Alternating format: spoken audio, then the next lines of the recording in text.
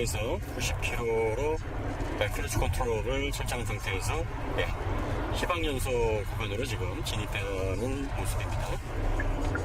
24.5. 순간 연비는 오르막이냐 아니면 내리막이냐 이런 거에 따라서 좀 차이 나죠. 네. 이제 살짝 오르막이 아주 앞에 있습니다. 네. 출발하겠습니다. 0.6.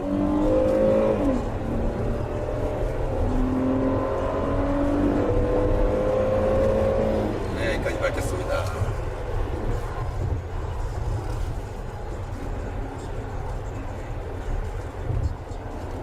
순간 가속할 때 연비 하여튼 기름을 때려 붓네요. 네. 그래요? 센 차들. 네. 네, 걔네들은 연비가 표시를 2.5인가 2인가 그 밑으로 표시 안 해요. 그래서 그냥 그런가 보다라고 했는데 이게 만약에 정말 적나라하게 진실을 말하는 거라면 오히려 BMW 이런 애들이 사실은 0.5도 안 되는데 그러니까요. 그거 너무 적나라한 거 감추기 위해서 2m로는 표시 안 할 수도 있는 거고요. 그럴 가능성이 있겠네요. 실제로 이게 네. 정말 그럴 수도 있을 거고 저 솔직히 지금 자신이 없어요. 갑자기 그러니까요. 자신이 없어졌어요. 네. 그러니까 지금 이 연비 게이지가 네.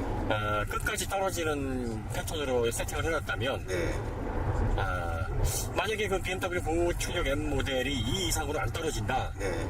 그럼 문제가 있겠네요. 2인가 2.5인가 그 네. 밑으로는 그거보다 더 낮은 연비는 안 보여져요. 딱 그럼 더 이상 2.5인가까지밖에 안 보여요. 지금 이 그랜저 IG 같은 경우에는 가장 높은 연비를 30으로 제한해놨듯이 네. 가장 낮은 그 세팅을 리밋을 걸어놨을 수도 있겠네요. 그렇죠. 그 차들은 그럴 수 있을 텐데 얘는 적나라하게 0. 얼마까지 보여주잖아요. 정지 상태에서 가속할 때. 생각보다 가속했을 때 연비 떨어지는 비율이 굉장히 큽니다. 네, 이게 만약에 정말 계속 풀악셀 할 때 아까 110, 120 정도에서 연비가 2가 안 됐던 것 같은데 정말 고속으로 밝기 좋아하시는 분들 부산까지 가려면 휴게소 피트스탑을 한 2번 하셔야 될 것 같아요. 피트스탑. 좋습니다. 고속도로에서 작년에 진짜 많이 해보시는 표현인데요. 아니요, 그런 어떻게 분들이 휴게소를 피트라고 그런 생각하는 분들이 있으시더라. 문제입니다. 문제. 그렇죠. 고속도로 휴게소는 그냥 휴게소입니다. 그러니까요. 피트라고 표현하시면 안 되죠. 너무하시네요, 진짜. 평소에 생활 습관이 그대로 언어에 이렇게 묻어나는 겁니다. 저 수준에 맞춰 드리는 거예요. 그래 쏘시잖아요, 지금 보통. 안 그래요? 네, 현재 482.4km를 주행을 했고요. 연비는 8.8km 평균으로 잡혀 있습니다. 리터당. 지금 주행 가능한 거리가 89km로 나와 있고, 눈금은 지금 한 눈금 정도, 반 눈금인가요, 저게? 반 눈금 정도 남아 있습니다.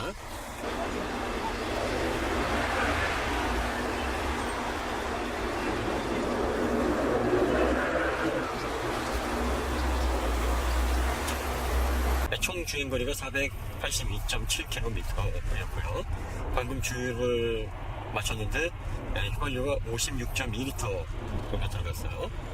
누적거리 대비 평균 연비가 8.8km, 리터당 8.8km로 트랙 컴퓨터에서 지금 명시가 되어 있는데 계산을 해보니까 실제 사용한 기름을 기준으로 8.58km를 킬로당 주행했다.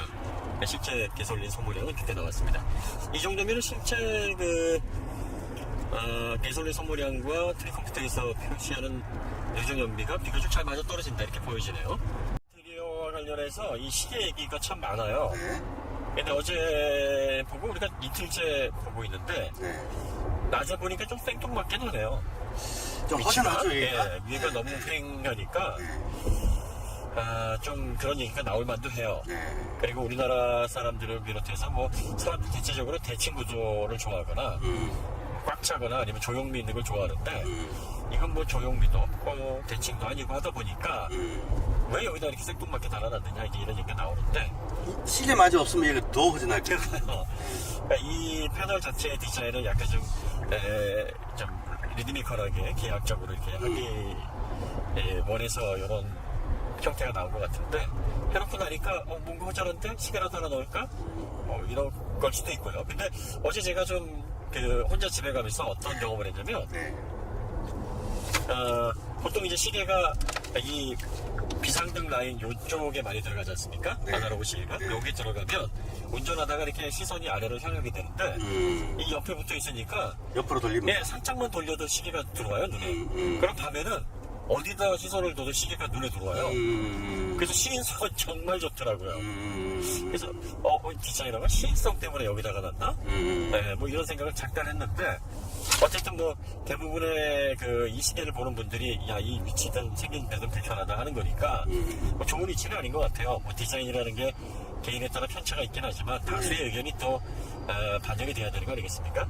그래서 약간 좀 조용미 있게 형태를 바꾸든가 좀 보완이 필요할 것 같기는 해요. 저는 한 이 정도 사이즈로 이렇게 부드러운 삼각형 모양으로 만들면 어떨까? 세모 형태로 바늘은 뭐 동그랗게 하더라도 바늘은 원을 그리더라도 뭐 형태는 그러면 뭐 약간 좀 괜찮지 않을까. 그 다음에 아니면 뭐 이게 G로도 만들 수 있는 형상이니까 뭐 IG 해가지고 그건 이니셜로 아니지.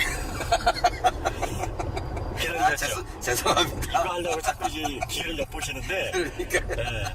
이제 그만하세요. 계기판 보면은요 눈금이 되게 촘촘해요.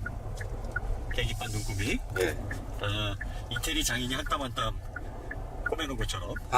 예. 스티치가 들어가 있네. 그러네요. 네, 저렇게 지금 촘촘하게 뭐 이렇게 디자인을 해놓으면 시인성에 뭐 도움이 되나? 아니면 뭐 멋있으면서 이렇게 하여튼 좀 독특합니다. 네, 멋스러운 것 같은데요. 네, 그리고 이 모델은 이제 가운데 들어가는 LCD 전구판이 그냥 클러스터 방식으로 흰색으로 표현이 되고요. 스페셜 모델, 익스클루시브 스페셜 모델에는 이제 4.2인치 컬러 디스플레이가 들어갔다고 하네요.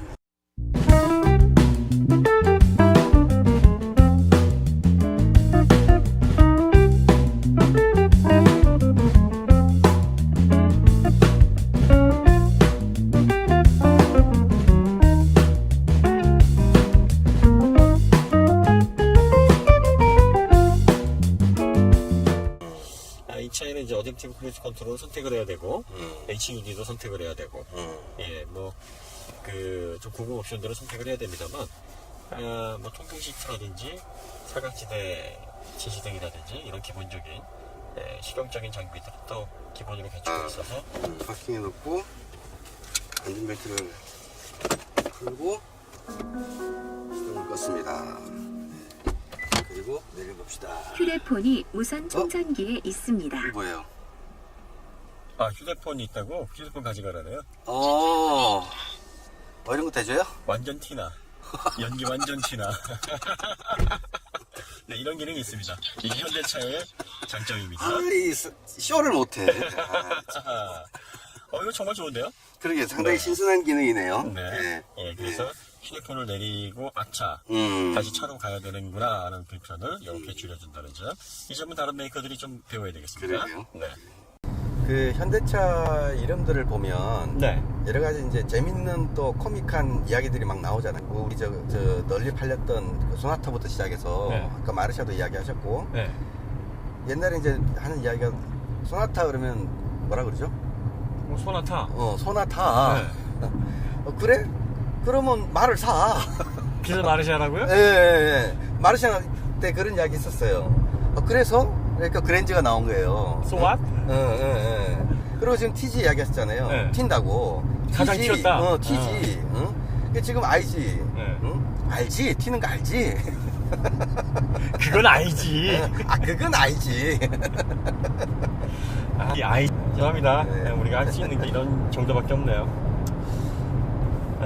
차체 사이즈가 4930mm, 4.93m네요.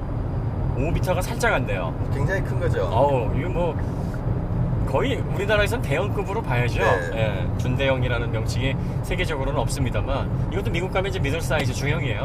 미국은 사이즈가 전혀 우리나라하고 다르죠. 그렇죠. 그래서 뭐 마포 사이즈인 나라이니까 뭐 이 정도야 중형에 들어가지만 우리는 그래도 이게 대형에 속하는 사이즈가 아닌가 싶기는 한데 준대형이라고 부르고요. 폭이 1865, 1.8m가 좀 넘네요. 1.9m는 안 되고요. 높이가 1470, 1.47m. 높이는 그렇게 높은 네. 게 아니죠. 네, 요즘은 네. 점점 높이가 낮아지는 추세예요. 네. 휠 베이스가 2.847. 아, 그것도 꽤 길죠. 굉장히 긴 거예요. 네. 보통 중형차들이 한 2.7에서 네. 왔다 갔다 하는데 최근에는 뭐 거의 2.8m를 넘기고 있는 추세긴 한데 네.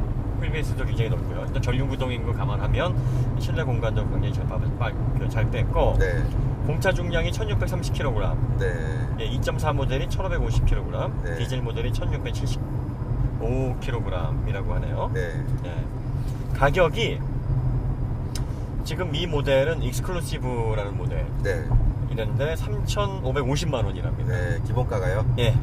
근데 이제 익스클루시브 스페셜이라는 모델이 있는데 네. 이 모델이 이제 상위 모델이에요. 네. 이 모델이 3,870만 원. 한 300만 원 차이 나네요. 네네. 예전에는 2.4 모델이 4개 트림이었는데 네. 3개 트림으로 단순해졌고 그 다음에 그 3.0 모델도 4개 트림에서 2개 트림으로 단순화됐어요. 디젤은 4개 트림에서 또 2개 트림으로 줄인 거죠. 그러니까 현대가 요즘은 이제 예전처럼 트림을 여러 개로 나누어 놓고 네. 옵션 제한을 걸어 놓으면서 상위 트림으로 계속 유도하는 네. 그런 얄팍한 상수를 약간 좀 버리기 시작했어요. 왜냐하면 수입차 공세가 너무 요즘은 만만치 않으니까 네. 이렇게 잔머리 굴리게 되면 소비자들이 등을 돌린다는 걸 이제 조금씩 아는 것 같아요. 그래서 네. 지금은 트림을 좀 단순화하고 기본적으로 내비게이션이라든지 좀 필수적으로 사용하는 옵션들은 네. 기본 모델에도 이렇게 꽉꽉 채우는 지금 이 모델도 익스클루시브 하위 모델인데 네. 트림이 딱 익스클루시브 모델과 익스클루시브 스페셜 2개밖에 없어요. 그러면 이제 예전 같으면은 그 밑에 뭐 럭셔리라든지 스페셜이라든지 뭐 이런 네. 모델을 하나 만들어 놓고 네. 통풍 시트라든지 내비게이션 다 빼놓고 네. 이런 것들은 아예 하위 모델에서 선택을 못하게 하거나 아니면 비싸게 옵션을 받아서 팔거나 이렇게 했는데 지금 여기에 보시면 통풍 시트하고 네. 내비게이션이 기본으로 들어있어요. 네. 네. 그리고 그런 옵션을 정해놓을 때 하나씩 선택할 수 있게 하는 게 아니라 최소한 2개, 많게는 5개, 6개씩 묶어서 네. 패키지로 판매를 해버려요. 강매를 하는 거죠. 예를 들어서 난 통풍 시트가 갖고 싶은데 네. 이게 뭐 프리미엄 오디오나 그 앰비언트 라이트라든지 이런 쓸데없이 내가 필요로 하지 않은 옵션이랑 잔뜩 묶여 있으면 이거 하나를 사려고 나머지를 다 사야 되는 이런 현상들이 좀 있어요. 아직도 보면은 패키지가 여전한데 네. 스마트 패키지, 익스테리어 패키지, 어라운드 100% 전동식 트렁크 이런 식으로 옵션들이 묶여서 여기까지 이제 패키지로 판매가 되기는 합니다만 네. 그래도 지금 그랜저 IG에서 좋아진 게 뭐냐면 네. 이 익스클루시브가 하이 모델인데도 네. 내비게이션 그냥 기본으로 들어가 있고요. 통풍 시트까지 기본으로 들어가 있어요. 그 다음에 사각지대 경고 시스템이 브리스도 기본으로 네. 들어가 있고요. 네. 이런 걸 보면 현대가 지금 달라지고 있는 건 분명해요. 예전처럼 고객들에게 상위 트림으로 유도하기 위해서 하이 트림에다가 옵션을 선택하지 못하게 하거나 아니면 트림을 여러 개로 쪼개서 위로 유도하는 이런 얄팍한 상술도 지금은 이제 배제를 했어요. 그러면 아예 옵션을 다 넣고 아예 처음부터 가격을 비싸게 하는 거 아니에요? 그 옵션을 다 넣고 네. 계산을 해보니까 네. 대략적으로 기존 모델 대비 네. 한 100만 원에서 한 150만 원 정도 인상된 효과는 있어요. 아, 그래요? 그러니까 그 IG가 전반적으로 이렇게 트림마다 이렇게 차이가 있고 옵션마다 네. 차이가 있어서 명확하게 얼마가 올랐다라고 대략적으로 100에서 한 150만 원 정도 인상이 된 건 맞아요.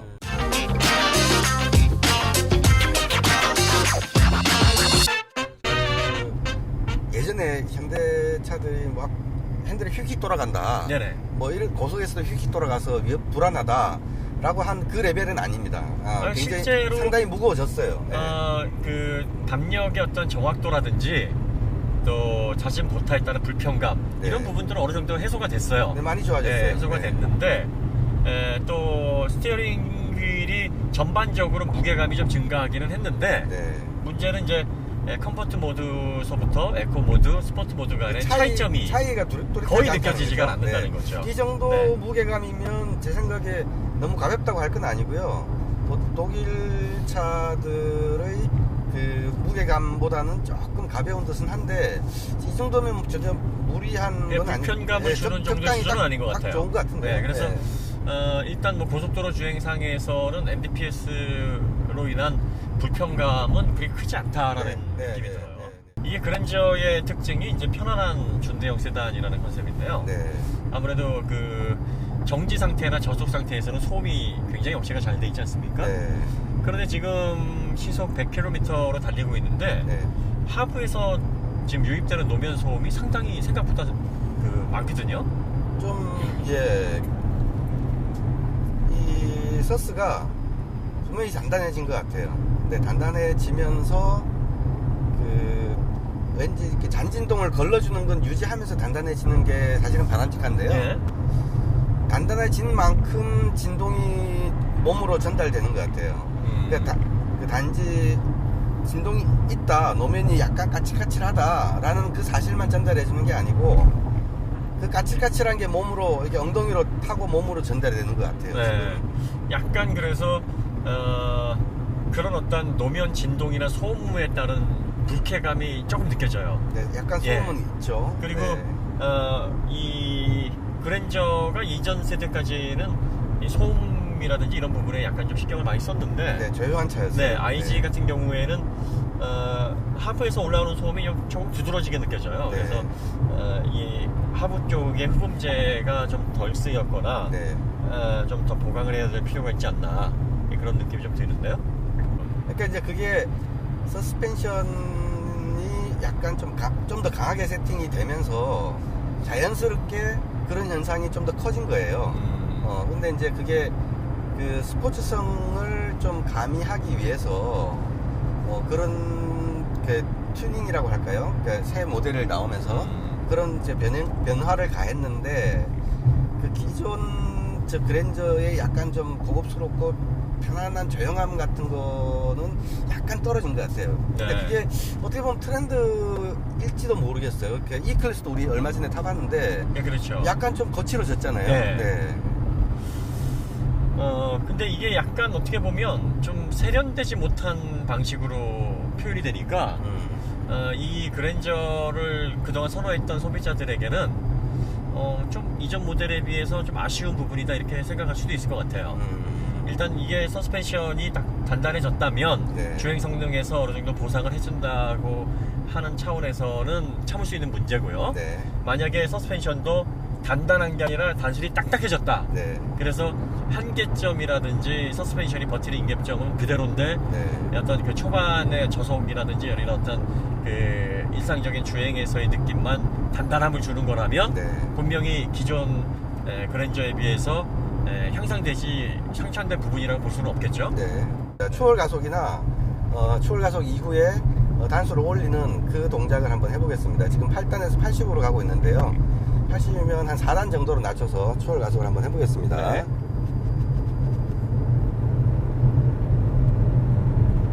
자, 가속을 하고 120 정도까지 가속을 한 다음에 추월했다고 치고 내려옵니다. 자, RPM이 네. 위에서 한번 생각을 좀 하죠. 예, 하다가 다시 전반적으로 내려오죠. 네. 0.5초에서 1초 사이에 네. 딜레이가 살짝 있으면서 변속하는 구간마다 조금씩 생각을 네, 하는데요. 살짝 생각을 네. 해요. 근데 이제 마지막에 7단에서 8단으로 올 때는 쑥 부드럽게 내려왔어요. 예. 그래서 이제 이게 그 더블 업시프트 할 때 사실은 동작이 이게 제어할 때 좀 어려운 부분이 6단에서 제어되는 그 클러치 브레이크하고 7단에서 제어되는 클러치 브레이크하고 8단에서 제어되는 클러치 브레이크가 다 다른데 네. 이거를 띄우고 넘어갈 거냐, 그렇죠. 아니면은 한번 거쳤다 넘어갈 거냐, 네. 이런 것들이 그 자동 변속기 레이아웃마다 약간씩 달라요. 네. 네, 근데 얘 같은 경우는 4단에서 8단으로 쭉 넘어가면서 5단, 6단으로 갈 때 한 번씩 잠깐 생각을 해요. 아, 넘어가도 될까? 네, 분명히 네. 신호를 분명히 했어요. 4번을 신호를 했는데 가도 될까? 잠깐 생각을 하다가 이제 그 이후에 8단에는 쭉 하고 넘어가네요. 네. 네. 근데 이 느낌이 거칠진 않아요. 거칠진 않은데 그리고 아주 확 하고 넘어가는 스포티한 건 아니에요. 근데 그렇다고 왜 이렇게 더뎌? 하는 그런 입에서 욕 나오는 정도 전혀 아니고요. 네, 그러니까 미국 차들이 전형적으로 좀 더디거든요. 미국 차들은 좀 생각을 좀 더 많이 네. 하고 미국 차들보다는 훨씬 민첩합니다.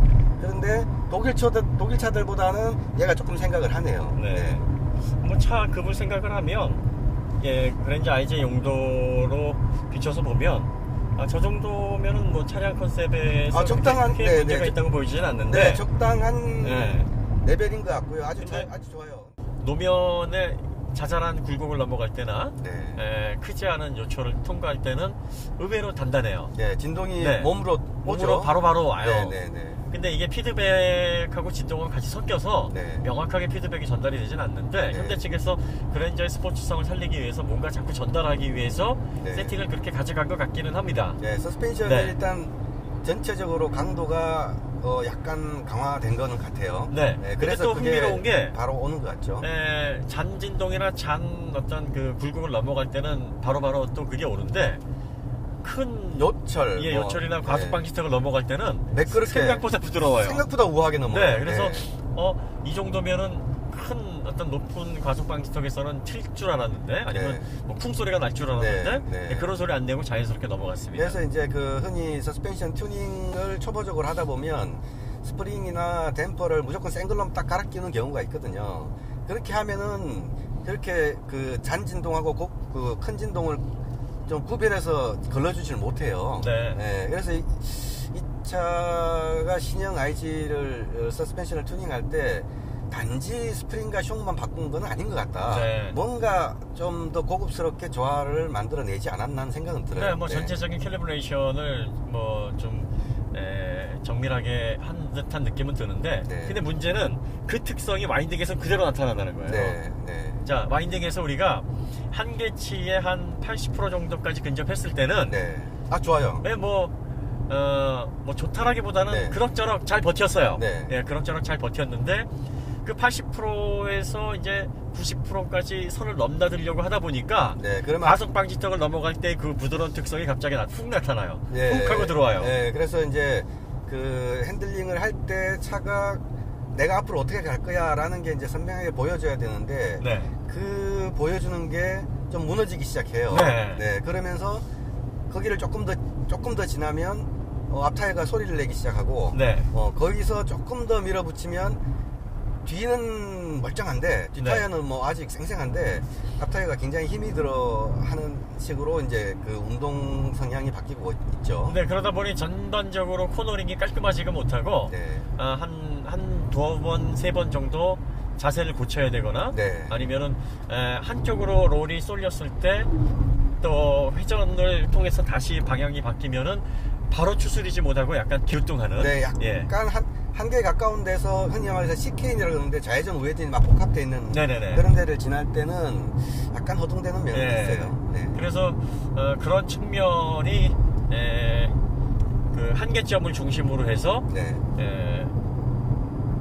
드러나는 네. 그런 문제점들을 보였는데요. 이게 그 어떤 노면의 자잘한 진동을 통해서 스포티한 느낌을 주는 그 서스펜션의 세팅. 하지만 좀 과속 방지턱을 좀 생각보다 우아하게 넘는 그러한 어떤 특징이 공존하면서 생기는 그런 현상 같아요. 네. 와인딩에서의 맞습니다. 솔직한 반응이에요. 네, 네, 네. 그러니까 본질은 숨길 수가 없는 거죠. 네. 원래 이 그랜저 IG의 본질은 부드럽고 편안하고 네. 그렇게 타지만 그렇지만 이 좀 허용 수치 내에서는 약간의 스포티함을 통해서 네. 운전에 적당한 즐거움도 추구할 수 있도록 이런 특성을 심어놨다. 맞습니다. 네, 그래서 하지만 이 차는 예, 한계까지 몰아붙이면서 신나게 달릴 차는 절대 아니고요. 세게 돌리지 마라. 네, 세게 그래서 돌리지 마라. 하지만 한계 8, 90% 정도에서 차 좋다 나 타고 있어. 그러고 이제 즐기는. 그렇죠, 네, 그렇죠. 네. 예.